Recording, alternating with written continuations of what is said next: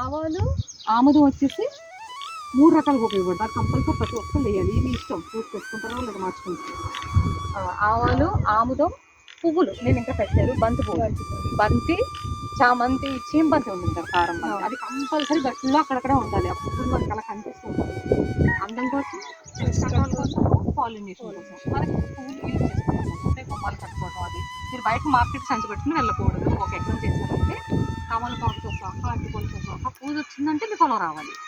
మార్కెట్కు సంచెట్కు మార్కెట్కి వెళ్తే కుదరదు. వాడు ఇంత కెమికల్ వేసి మళ్ళీ దేవుడు కెమికల్ పెడతారా?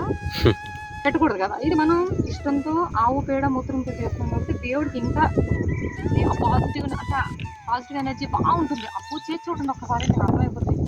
ఆ దేశీ నువ్వుల నూనెతో దీపం పెట్టాలి. ఇలాంటి పంటల నుంచి వచ్చిన పదార్థాలు తీసుకెళ్ళి నైవేద్యం పెట్టడం కానీ, దేశీ విత్తనంతో నైవేద్యం పెట్టి చూడండి.